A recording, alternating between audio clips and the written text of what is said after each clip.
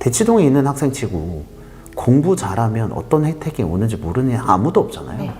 근데 해도 안 될 것 같으니까 안 하는 건데, 앞 단계들의 자세 교정이나 이런 세팅만 좀 잘해주시면 중간 이후부터는 애가 아는 거죠. 될 것 같아에 감이 오는. 그 될 것 같아를 만들어주기 위해 이 모든 노력을 하신다라고 생각을 하시면 될 것 같아요.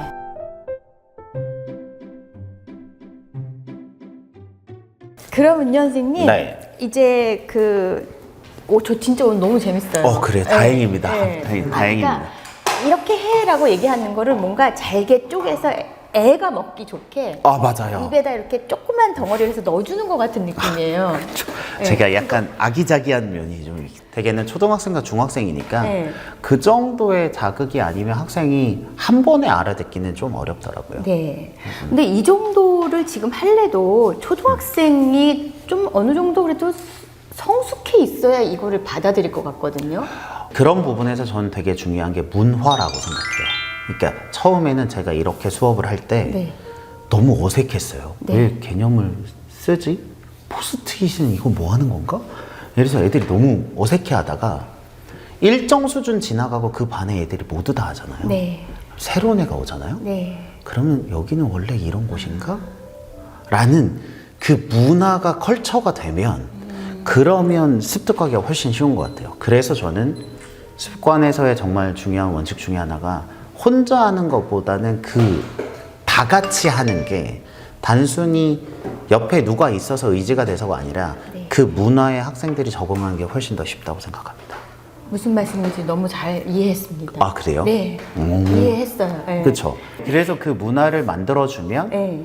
다 같이 하는 게 되게 중요하다. 그래서 혼자 하는 것보다는 그룹을 지어주거나 저희는 모든 정규반에 단톡방이 다 있거든요. 네.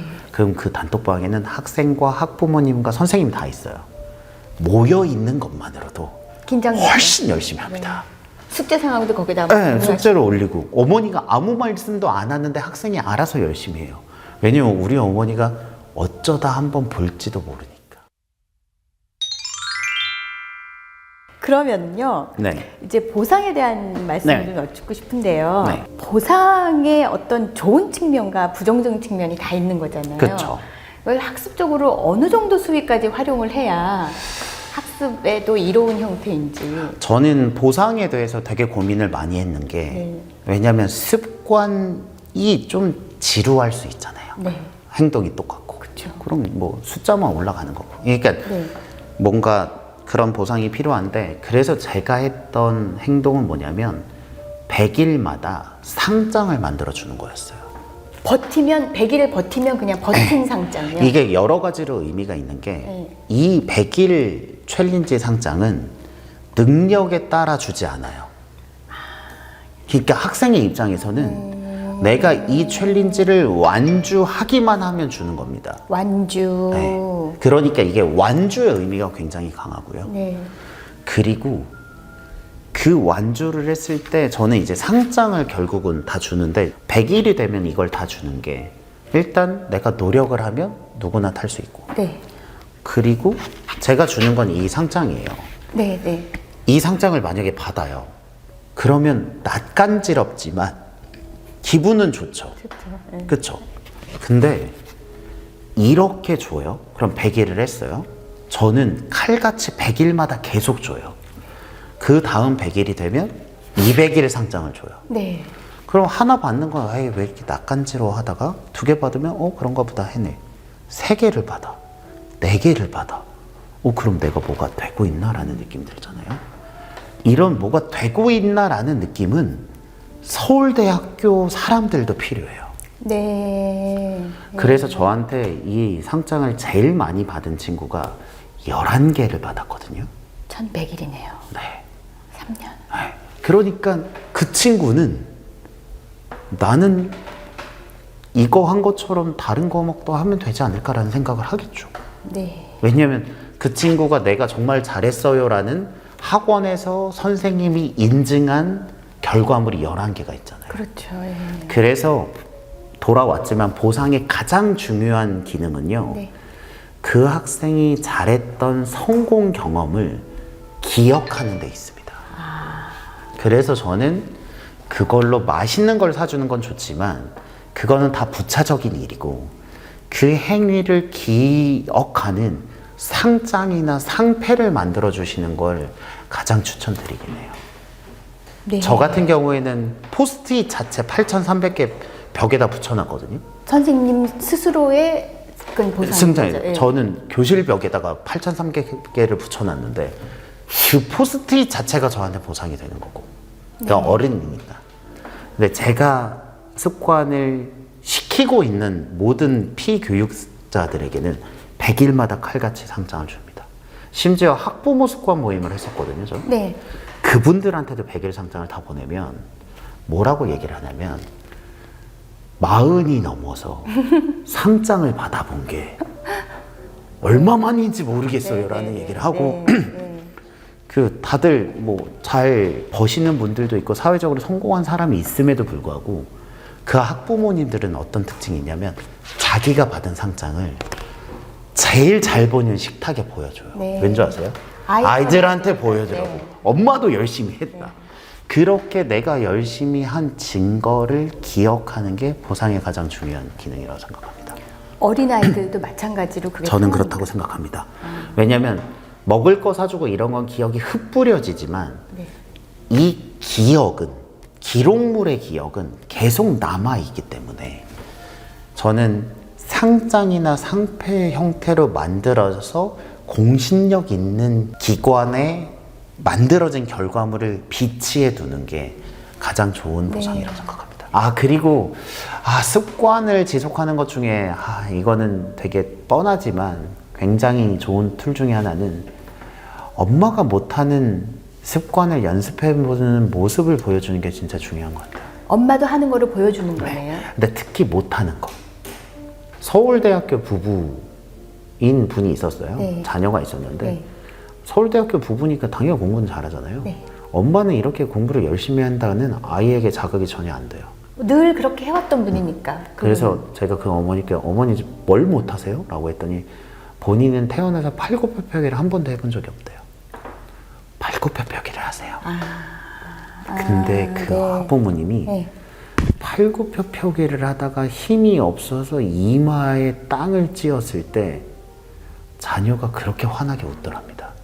눈물 나는데요.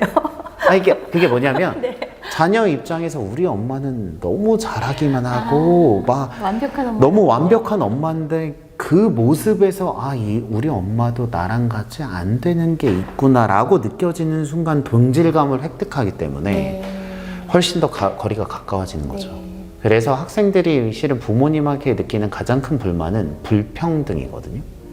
학생들이 10시에 수업 끝나고 와서 학원 숙제를 해야 되는데 학생들이 돈 버는 거 안 보이니까 우리 엄마는 편한 것 같은 거잖아요. 그럴 때 엄마가 못하는 걸 끙끙거리면서 노력하는 모습을 보여주는 게 저는 또 다른 보상이라고 생각합니다.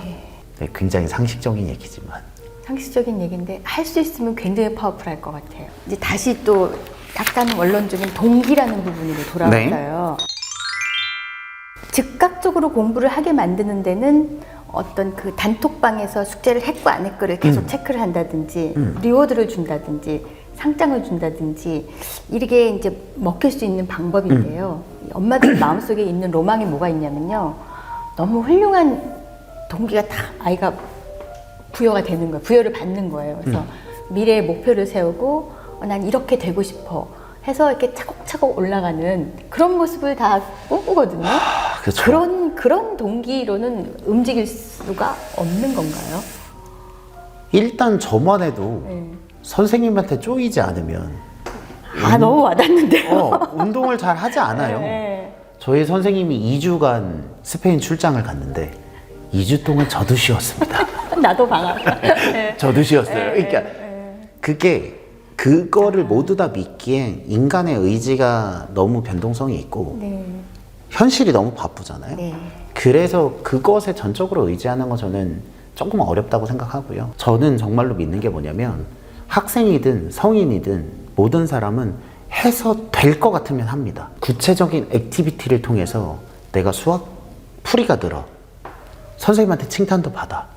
예전에 비해 맞아지는 게 더 많이 생겨. 이렇게 해서 내가 노력을 더 넣으면 잘 될 것 같아 라는 각이 머릿속에 오잖아요. 그럼 걔는 열심히 합니다.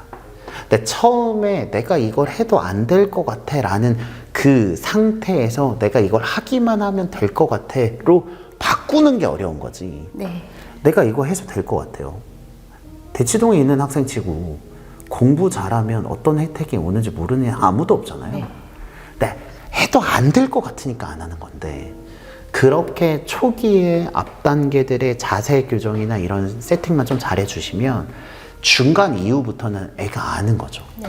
될 것 같아에 감이 오는 거네요. 그 될 것 같아를 만들어 주기 위해 이 모든 노력을 하신다라고 생각을 하시면 될 것 같아요. 저희 유튜브 하는 것도 그렇지만 하면 사람들이 좋아하고 구독자가 오르고 조회수가 잘 나올 것 같으니까 하는 거잖아요. 맞아요. 건강보다 영상이 먼저입니다. 그게 아니면 우리 어른들도 이걸 못 하는데 네. 아이들이 어떻게 맞아요. 하겠어요. 그래서 하면 될 것 같다라는 구체적인 증거를 만들기 위해 이 학습 습관 설계를 한다, 이렇게 생각하시면 될 것 같아요. 너무 재밌는데요. 아, 재밌어요? 네. 다행입니다. 뭐 못하신 말씀 있으시면 더 하십시오, 선생님. 저는 마지막으로 말씀을 드리고 싶은 건 네. 습관은요, 사소하게 시작하지만 사소하게 끝나지 않습니다. 이미 멋져요, 선생님. 그래요? 조금 더 구체적으로 그게 말씀해 무슨 주세요. 말이냐면 포스트잇을 붙이는 걸로 습관을 시작했지만 네. 결과적으로 유튜브도 하고 책도 내고 다양한 활동을 하게 되었어요.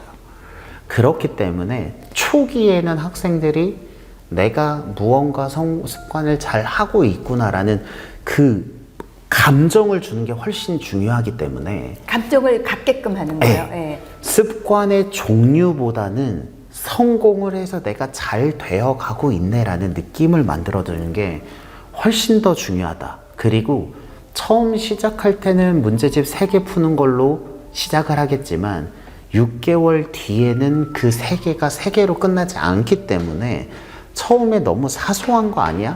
라고 걱정할 필요는 전혀 없다. 네. 라는 말씀을 꼭 드리고 싶습니다. 시작을 하는데 사소한 습관은 없다. 네, 맞아요. 시작을 하는데 사소한 습관이 있지는 않습니다. 그게 쌓였을 때 실력이 되는 거지, 그 시작 포인트만으로 실력이 되는 건 전혀 아닙니다.